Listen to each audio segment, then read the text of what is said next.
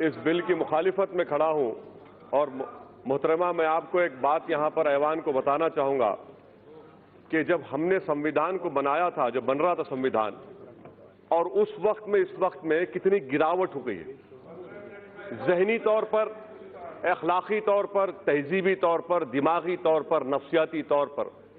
जब संविधान का प्रियम्बल बन रहा था अक्टूबर 17, 1949 को मैडम, तो उस वक्त के.एम. पाठक रुकन थे कॉन्स्टिट्यूंट असेंबली के। उन्होंने कहा था कि प्रियम्बल की शुरुआत भगवान के नाम से होगी या खुदा के नाम से होगी। आपको जानकर हैरत होगी कि राजेंद्र प्रसाद साहब ने जाकर कहा कि नहीं, संविधान की शुरुआत भगवान या खुदा के नाम से नहीं हो सकती। वोटिंग हुई, वोटिंग में के.एम. कामत साहब हार गए। जब संविधान का प्रियम्बल लिखा जा रहा था तो उसको भगवान खुदा के नाम से ही लिखा गया। अब वो ऊंचाई और ये पस्ती देखिए आप कि एक कानून ऐसा बनाया जा रहा है जो मजहब की बुनियाद पर बनाया जा रहा है। मुझे शिकवा इस बात का नहीं है, गम इस बात का नहीं है कि आपने मुसलमान को नहीं रखा। मुझे गम इस बात का है, आप मत लीजिए किसी पाकिस्तान से मुसलमान को, अफगानिस्तान से, मुझे उससे कोई मतलब ही नहीं है। मेरे बुजुर्गों ने जिना के पैगाम को ठुकराया। हमने मौलाना अबुल कलाम आजाद के उस जुमले को यकीन किया कि इस्लाम का इस मुल्क से 1000 साल का ताल्लुक और हिंदुइज्म का 4000 साल का ताल्लुक है। मुझे गम इस बात का है कि इस हुकूमत को, जिसने संविधान पर ओत लिया, आज इस्लाम से, मुसलमानों से इतनी नफरत क्यों? आखिर क्या है? हम इंसान हैं, इस मुल्क के बाइज्जत शहरी हैं। आखिर इस नफरत का, इस डिस्क्रिमिनेशन की वजह क्या है आप में? आप मत लीजिए किसी को।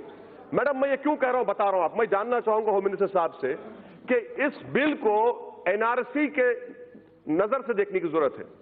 जो आसाम में एनआरसी हुआ मैडम, वहां पर 19 लाख लोगों के नाम नहीं आए, जिसमें से खुद वहां के मंत्री कहते हैं कि 5,40,000 बंगाली हिंदू है।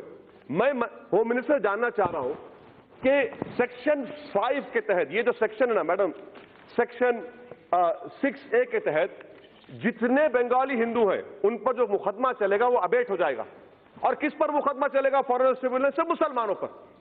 बताइए होम मिनिस्टर साहब, ये डिस्क्रिमिनेशन नहीं है?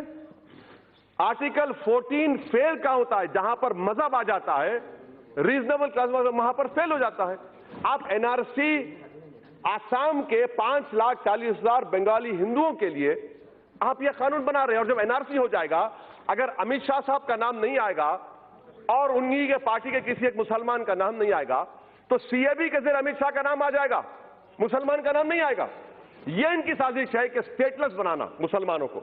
और मैडम मैं इसकी मजम्मत करता हूं। हमारा हाल आप यह करके रख दी है कि तूफान में, किश्ती में, तासुबियत की, फिरका परस्ती के एक तूफान में बगैर मल्लाह के हमको किश्ती में डालकर छोड़कर साहिल पर बैठकर सब तमाशा देख रहे हैं। मगर याद रखो, ये तमाशा देखने वालों, ये कश्ती साहिल को पहुंचेगी और इंशाअल्लाह ताला हम कश्ती जलाकर जमहूरी अंदाज में अपने हक को हासिल करेंगे। ये ऐवान को समझने की जरूरत है। तीसरी बात मैडम जो मैं आपके सामने रखना चाहूंगा कि PoK, sir PoK, home minister साहब अब यह क्यों भूल जाते हैं कि 1/3 एरिया हिंदुस्तान का चीन में है? आप डर रहे हैं क्योंकि कल अगर दलाई लामा मर जाएंगे, नया दलाई लामा आएगा, तो आप उसके लिए रोक रहे हैं। क्या तिब्बत के लोगों में मुसलमान नहीं है? क्यों नहीं देते आप दलाई लामा? आप इंतजार कर रहे हैं। मैडम यही तो हम पूछ रहे हैं, चीन के बारे में क्यों नहीं रखते आप? क्यों डर रहे चीन से आप? 1/3 एरिया चीन, भारत का चीन में है। और खुद होम मिनिस्टर ने कहा था एक्साइज चीन पर नहीं छोड़ेंगे, आज आप छोड़ दिए। इतना क्यों डरते चीन से आप? चौथी बात मैडम, क्या हमारे होम मिनिस्टर साहब जानते हैं टाइगर सिद्दीकी कौन था? टाइगर सिद्दीकी वो शख्स था जिसको हिंदुस्तान में हमने पनाह दी, मुक्ति वाहिनी बनाई और बांग्लादेश बना। अगर ये लोग सरकार में होते तो टाइगर सिद्दीकी कभी नहीं बनाता मुक्ति वाहिनी को। और भाई पांचवी बात मैडम, अफगानिस्तान की बात कर रहे हैं। यकीनन आप जानते हैं तालिबान आएगा। जब तालिबान आएगा तो आपको जरूरत है हजारा की, ताजिक की, आपको जरूरत है भारत में, ताकि हम स्ट्रेटेजिक कंट्रोल कर सके। मगर आपके कानून की वजह से आप उन तमाम ताजिक को, उज्बेक को, तालिबान जब हुकूमत करेगा अफगानिस्तान में, आपका तो काट चला गया। ये आपकी सोच है, ये आपका विजन है। मुझे उम्मीद नहीं थी कि इतना बड़ा ब्लंडर स्ट्रेटेजिक सिक्योरिटी के एंगल से आप लोग करेंगे। अफगानिस्तान में सिख है, मैं जानता हूं। तालिबान के जमाने में होम मिनिस्टर साहब जानते हैं कि करेंसी का पूरा मामला सिखों के पास था, आज भी उन्हीं के पास है। और क्या गारंटी ले रहे होम मिनिस्टर साहब कि पाकिस्तान को ना हिंदुस्तान के हिंदुओं से मतलब है, ना पाकिस्तान से मतलब है। वो घुसाएगा यहां पर आप कैसे रोकेंगे? और क्या आप बताएंगे मैडम कि कितने लोग हैं जिनको आप सिटीजनशिप देने जा रहे हैं? नंबर बताइए, स्टेट वाइज बताइए, करोड़ों कह रहे हैं मैडम। और एक बात, ये कानून जो बनाया जा रहा है इसलिए बनाया जा रहा है कि दोबारा पार्टीशन हो।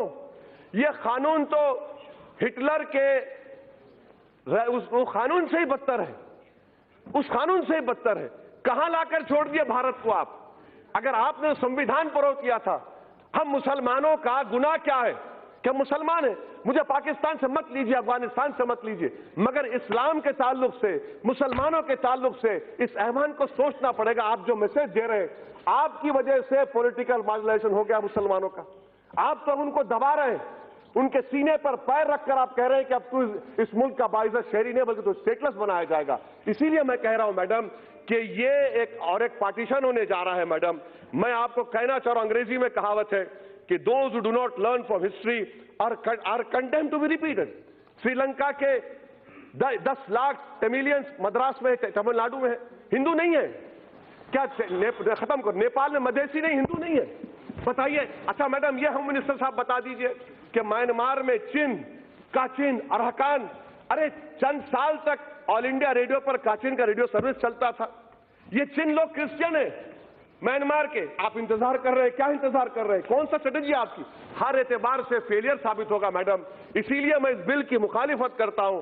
ये हिंदुस्तान के संविधान के खिलाफ है और ये उन लोगों की तौहीन है जिन्होंने इस मुल्क को आजाद करवाया था। 57 की जंग आजादी हो या 1910 में। महात्मा गांधी कैसे महात्मा बने मालूम मैडम? उन्होंने साउथ अफ्रीका के नेशनल रजिस्टर कार्ड को फाड़ दिया था।